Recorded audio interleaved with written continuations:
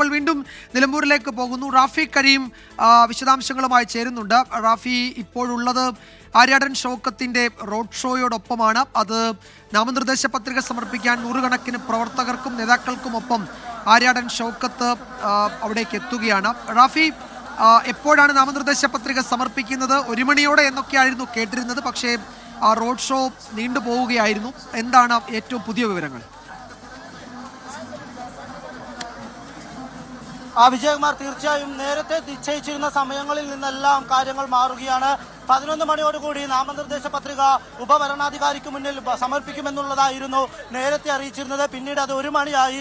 എന്നാൽ ഇപ്പോൾ 1 മണിയും പിന്നിട്ട് മുന്നോട്ട് പോവുകയാണ് സമയം. കാരണം വലിയൊരു റോഡ് ഷോയാണ്, നിരവധി ആളുകൾ പങ്കെടുക്കുന്ന ഒരു റോഡ് ഷോയാണ്. UDFന്റെ പ്രമുഖ നേതാക്കൾ, കോൺഗ്രസിന്റെയും ഒപ്പം തന്നെ ലീഗിന്റെയും എല്ലാം നേതാക്കൾ ഈ റോഡ് ഷോയിൽ പങ്കെടുക്കുന്നുണ്ട്. നേരത്തെ ഈ റോഡ് ഷോ നിലമ്പൂർ നഗരത്തിലേക്ക് എത്തിയപ്പോഴായിരുന്നു LDF UDF പ്രവർത്തകർ നേർക്കുനേർ വരുന്നത്.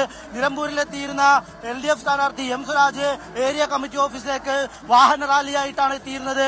ഒപ്പം തന്നെ നാമനിർദ്ദേശ പത്രിക സമർപ്പിക്കുന്നതിന് വേണ്ടി ആര്യാടൻ ഷൗക്കത്തിന്റെ വാഹന പ്രവർത്തന റാലി, ഇത് രണ്ടും കൂടി നിലമ്പൂർ നഗരത്തിൽ ഒരുമിച്ച് നേർക്കുനേർ വരികയായിരുന്നു. ഈ സമയത്താണ് 2 കൂട്ടം പ്രവർത്തകരും തമ്മിൽ നേർക്കുനേർ ചെറിയൊരു ഉന്തും തള്ളുണ്ടായത്. എന്നാൽ ഉടനെ തന്നെ നേതാക്കൾ ഇടപെട്ട് 2 കൂട്ടരെയും ശാന്തമാക്കി രംഗം തണുപ്പിച്ച് അവിടെ നിന്ന് മുന്നോട്ട് നീങ്ങി. എന്തായാലും ഈ ആര്യാടൻ ഷൗക്കത്ത് നാമനിർദ്ദേശ പത്രിക സമർപ്പിക്കാനുള്ള റാലി അത് നിലമ്പൂർ നഗരവും പിന്നിട്ട് താലൂക്ക് ഓഫീസിനടുത്തേക്ക് എത്തുകയാണ്. അല്പസമയത്തിനകം ഈ റാലി താലൂക്ക് ഓഫീസിലേക്ക് എത്തും. ശരി റാഫി, എന്തായാലും നാമനിർദ്ദേശ പത്രിക സമർപ്പിക്കുന്ന ഘട്ടത്തിൽ വീണ്ടും അവിടേക്ക് വരാം, താലൂക്ക് ഓഫീസിലേക്ക് വരാം.